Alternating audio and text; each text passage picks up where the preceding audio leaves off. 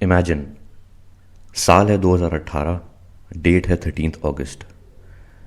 United states के Colorado में एक लड़की जिसका नाम है निकोल, वो अपनी दोस्त को कॉल्स करती है मगर उसकी दोस्त फ़ोन नहीं उठाती। वो थोड़ी देर बाद फिर कॉल्स करती है मगर फ़ोन तब भी नहीं उठता। वो यूनाइटेड स्टेट्स के इमरजेंसी नंबर 911 पे कॉल लगाती है और पुलिस को बताती है कि उसकी दोस्त सुबह से गायब है। वो अपनी दोस्त के घर जाकर उसकी बेल भी बजा चुकी मगर कोई रिस्पॉन्स नहीं आया। आमतौर पर अगर आपके साथ ऐसा हो तो आप तो शायद यही सोचेंगे कि आपका या आपकी दोस्त हो सकता है कहीं गए हों, या शायद उनका ध्यान उनके फ़ोन पर नहीं हो, या शायद उनका फ़ोन साइलेंट पे हो जिसकी वजह से उन्होंने फ़ोन नहीं उठाया। तो फिर निकोल इतनी परेशान क्यों थी अपनी फ्रेंड के लिए? इसके लिए चलते हैं थोड़ा पीछे, 6 साल पीछे। साल 2012, डेट 3 नवंबर। एक कपल जो पिछले 2 साल से प्यार में होता है, वो अपने रिलेशनशिप को आगे ले जाने का फैसला करता है और शादी कर लेता है। लड़की का नाम होता है शैनन रुक्सेक, जिसकी उम्र है 26 साल, और लड़के का नाम है क्रिस्टोफर वॉट्स, जिसकी उम्र है 25 साल। दोनों का शादी से पहले 2 साल का रिलेशनशिप था। बहरहाल दोनों शादी कर लेते हैं और खुशी खुशी अपनी ज़िंदगी की नई शुरुआत करते हैं। 2013 में शैनन क्रिस और अपने पहले बच्चे को जन्म देती है, जिसका नाम वो रखते हैं बेलमरी। उसके 2 साल बाद 2015 में उन दोनों की दूसरी बेटी होती है, जिसका नाम वो रखते हैं सेलेस्ट। कुछ सालों तक शादी अच्छी चलती है मगर 2018 की शुरुआत से शैनन और क्रिस के बीच में थोड़ी बहुत प्रॉब्लम्स आने लगती हैं और क्रिस कभी कभी शैनन को अवॉइड भी करने लगता है। शैनन क्रिस से इस बारे में सीधा बात करने की भी कोशिश करती है मगर क्रिस यही कहता है कि वो काम को लेके थोड़ा परेशान है और इसीलिए थोड़ा बिजी भी रहता है। क्रिस काम करता है ऑयल फील्ड में, ऑयल रिफाइनरी फील्ड में। शैनन क्रिस के इस आंसर से सेटिस्फाई तो नहीं होती, लेकिन फिर भी वो मान लेती है। लेकिन ये परेशानी वो अपनी दोस्त निकोल से शेयर करती है। ये वही निकोल है जिसका नाम आपने कहानी की शुरुआत में सुना, और यही रीज़न है जिसकी वजह से निकोल को शैनन की ज़्यादा चिंता होती है और वो पुलिस को कॉल कर देती है। अब वापस आ जाते हैं 13 अगस्त 2018 पे। निकोल के कॉल के थोड़ी देर बाद पुलिस शैनन और क्रिस के घर पे पहुंचती है। पुलिस काफ़ी बार घंटी बजाती है मगर दरवाज़ा नहीं खुलता। शैनन को भी काफ़ी बार कॉल करती है लेकिन उस पर भी कोई रिस्पॉन्स नहीं आता। हार कर पुलिस क्रिस को कॉल करती है और उससे इस बारे में पूछती है, मगर उसे भी नहीं पता होता कि शैनन और उसकी दोनों बेटियां घर पर क्यों नहीं हैं। पुलिस उसे तुरंत घर आने को बोलती है और वो थोड़ी देर बाद घर पहुंच जाता है। क्रिस अपनी चाबी से घर का गेट खोलता है। क्रिस और पुलिस और निकोल तीनों घर में जाते हैं। क्रिस अंदर आवाज लगाता है मगर कोई रिस्पॉन्स नहीं आता। वो अपना और अपनी बेटियों का रूम चेक करता है मगर घर में कोई नहीं होता। लेकिन उसके बेटियों के रूम में से उनकी ब्लैंकेट्स गायब होती हैं। वो बाहर जाकर पुलिस को बता ही रहा होता है कि लड़कियों के कमरे से ब्लैंकेट्स गायब हैं कि अचानक वो देखता है कि शैनन की वेडिंग रिंग और शैनन का फोन दोनों बाहर काउंटर पर रखे हुए हैं। ये देखकर पुलिस को लगने लगता है कि शायद शैनन अपनी दोनों बेटियों को लेकर कहीं चली गई है, और ये बात क्रिस कंफर्म भी करता है। वो बोलता है कि शैनन ने उसे बोला था कि वो अपनी बेटियों को लेकर एक फ्रेंड के घर जाने वाली है।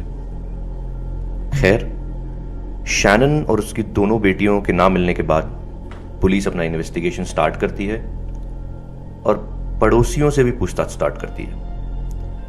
एक पड़ोसी ने क्रिस और पुलिस को अपने घर बुलाया और अपने घर के बाहर लगे सीसीटीवी कैमरा की फुटेज दिखानी स्टार्ट की। शैनन उससे पिछली रात करीब 2 बजे अपने एक ऑफिशियल ट्रिप के बाद घर वापस लौटी थी, लेकिन उसके बाद कैमरे ने उसे बाहर जाते हुए नहीं देखा। लेकिन कैमरे ने कुछ और जरूर देखा। 13 अगस्त की सुबह करीब 5 बजे क्रिस अपने गैराज में अपने गाड़ी के पास आया था। हो सकता है कुछ सामान निकालने आया हो, लेकिन वो सामान निकालने या रखने में उसे 50 मिनट लग जाते हैं। क्रिस के अकॉर्डिंग वो अपने ऑफिस का कुछ सामान रखने गाड़ी के पास आता है, लेकिन पुलिस को कुछ सही नहीं लगता। पुलिस क्रिस को अपनी कस्टडी में ले लेती है और पूछताछ शुरू करती है। 14 अगस्त को, यानी कि शैनन के लापता होने के अगले दिन, पुलिस को क्रिस के फोन रिकॉर्ड से पता चलता है कि क्रिस का अपनी एक को-वर्कर के साथ अफेयर चल रहा है। उस को-वर्कर का नाम था निकोल केसिंजर। पुलिस क्रिस को कन्फ्रंट करती है तो वो शुरू में तो मना करता है, मगर बाद में मान जाता है कि हाँ, उसका अफेयर था निकोल के साथ, लेकिन इसका शैनन के गायब होने से कोई लेना देना नहीं है। पुलिस क्रिस का पॉलीग्राफ टेस्ट करवाती है, जिसमें बेसिकली पुलिस क्रिस से सिर्फ 3 सवालों का आंसर चाहती है। पहला, क्या उसने फिजिकली कुछ शैनन को गायब किया? दूसरा, क्या वो झूठ बोल रहा है कि उसने शैनन को लास्ट बार कब देखा? और तीसरा, कि क्या उसे पता है कि शैनन अभी कहां है? टेस्ट रिजल्ट्स आने के बाद पुलिस को पता चला कि क्रिस ना ही सिर्फ टेस्ट में फेल हुआ, बल्कि उसे नॉर्मल से भी कम स्कोर मिला। हालांकि पॉलीग्राफ टेस्ट पर पूरी तरह निर्भर नहीं हुआ जा सकता, इसलिए पुलिस का इंटरोगेशन अभी भी चलता रहता है। जब क्रिस को पता चलता है कि वो पॉलीग्राफ टेस्ट में फेल हो गया है, तो वो पुलिस से रिक्वेस्ट करता है कि वो अपने फादर रॉनी वॉट्स से बात करना चाहता है।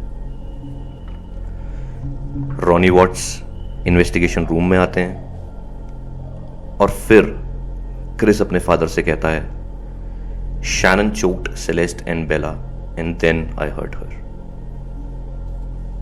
मतलब शैनन ने सेलेस्ट और बेला को गला दबाकर मारा, इसलिए मैंने उसे मार दिया। मगर क्रिस को नहीं पता था कि उनकी कॉन्वर्सेशन रिकॉर्ड हो रही थी। ये सुनते ही बाहर खड़ी पुलिस अंदर आती है और अगले 6 घंटे तक क्रिस से पूछताछ करती है। इस पूछताछ के दौरान पुलिस को पता चलता है कि क्रिस ने कैसे अपने परिवार के 4 लोगों को मार दिया कुछ ही पलों में। अब आप सोच रहे हैं कि 4 नहीं 3, शैनन, उसकी पत्नी और 2 बेटियां सेलेस्ट और बेला। लेकिन नहीं, जिस वक्त क्रिस ने शैनन को मारा, उस वक्त शैनन उनके तीसरे बच्चे, एक बेबी बॉय से 15 महीने की प्रेग्नेंट थी, जिसका नाम वो रखने वाले थे Niko. Yes, Shannon was 15 weeks pregnant when her husband brutally killed her. Chris ने बताया कि जब सुबह 5 बजे ऑफिस जाने के लिए वो उठा, शैनन ने उसे कन्फ्रंट किया कि उसका किसी के साथ अफेयर चल रहा है और वो उसके साथ चीटिंग कर रहा है। वो गुस्से में आया और उसने शैनन का गला घोटकर उसे मार दिया। लेकिन असल में उसने पहले शैनन को एक पेन किलर दी ताकि वो उनके अनबॉर्न चाइल्ड निको को पेट में ही मार सके। फिर जब शैनन थोड़ी बेहोश होने लगी, तब उसने शैनन का गला घोटकर उसे मार दिया। उसके बाद जब वो शैनन की बॉडी को बेडशीट में लपेट रहा था उसकी बॉडी को डंप करने के लिए, तभी उसकी दोनों बेटियां वहां पर आ गईं। उसने शैनन की बॉडी को सीढ़ियों से नीचे घसीटा, गाड़ी की डिक्की में डाला, अपनी दोनों बेटियों सेलेस्ट और बेला को गाड़ी की पीछे की सीट पर बिठाया और अपने काम करने की जगह, जो ऑयल फील्ड है, वहां पे ले गया, जो शहर से थोड़ा दूर थी। वहां जाके उसने पहले एक बड़ा सा गड्ढा किया जहां उसने शैनन की बॉडी को दफना दिया।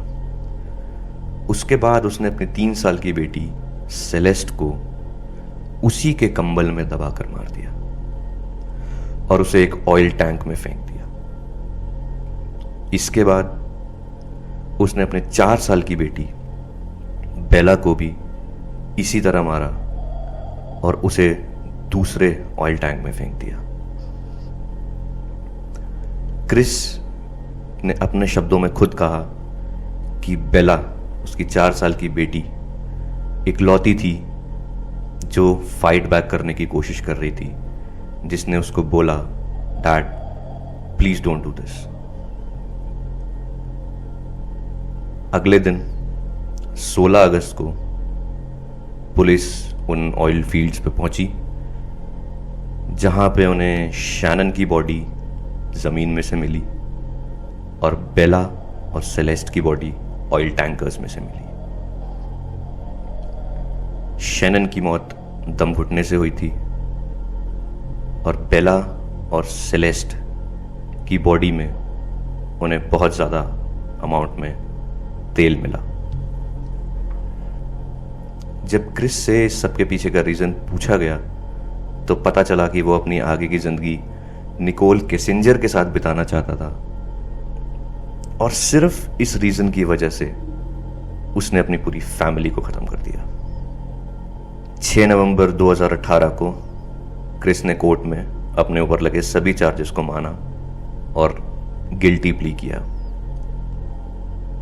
जिसके बाद 19 नवंबर 2018 को कोर्ट ने क्रिस को 5 उम्र कैद के अलावा 84 साल की सज़ा दी, जिसका मतलब क्रिस को अपनी पूरी ज़िंदगी जेल में काटनी है और उसको बेल भी नहीं मिल सकती। यहाँ ख़त्म होती है ये कहानी।